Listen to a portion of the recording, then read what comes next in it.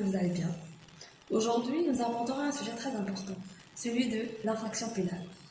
Plus précisément, celui de savoir quelle est la conduite à tenir lorsqu'on a été victime d'une infraction pénale.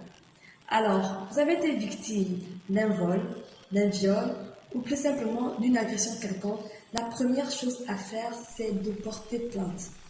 Porter plainte, ce qu'il faut savoir, c'est que vous, en tant que victime d'une infraction pénale qui a été commise à votre endroit, servira à avertir le procureur de la République qu'une action répréhensible par la loi a été commise à votre endroit et que vous sollicitez la sanction de cette action-là. Ainsi, votre plainte qui engage le procès pénal si le procureur de la République estime justifié met en œuvre deux acteurs principaux, le procureur de la République et l'auteur de l'infraction. Ainsi, si vous, en tant que victime de l'infraction, vous souhaitez être membre actif de ce procès pénal, vous devez vous constituer partie civile. Et c'est là mon deuxième conseil. La constitution de partie civile induit nécessairement que vous avez estimé que vous avez subi un préjudice du fait de l'infraction qui a été commise à votre endroit. Ainsi, vous souhaitez juste obtenir réparation de ce préjudice par l'auteur en question. Après vous êtes constitué partie civile, vous devez quantifier le montant de votre préjudice. Et c'est important. Les préjudices sont multiples. Il peut être physique, psychologique, matériel, divers. Le préjudice est quantifié par les soins d'un avocat. Mais si vous n'avez pas un avocat, ce n'est pas grave. Vous pouvez quantifier votre préjudice et solliciter les dommages et intérêts près du juge. Et quatrième conseil, non moins négligeable, le plus important de tous, c'est de préparer votre défense. La préparation de votre défense se fait au mieux par les services d'un avocat.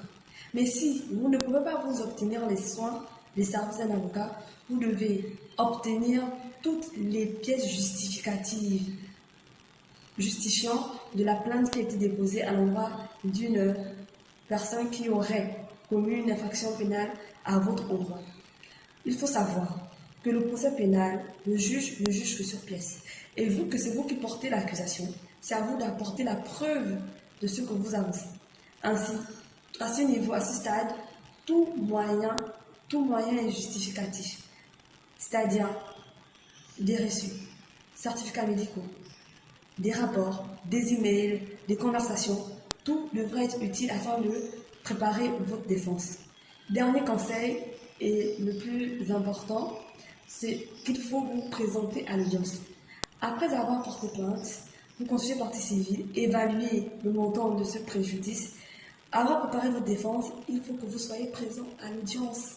Vous avez porté plainte, vous devez être là, à même de crédibiliser vos propos et ne pas laisser certains de vos propos orientés contre vous.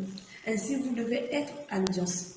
Vous présenter à l'audience à l'heure, être calme à l'audience, ne pas chuchoter dans la salle d'audience, ne pas couper la parole et attendre tranquillement votre tour pour pouvoir vous défendre pleinement et entièrement. Vous devez, je le rappelle, porter plainte. Vous constituez partie civile. Évaluez votre préjudice. Préparez votre défense. Et 5, vous présentez à l'audience. Alors, j'espère que ces 5 conseils vous serviront pour faire face à toutes sortes d'infractions pénales que vous aurez à subir ou que vous avez déjà subies, que vous pourrez subir.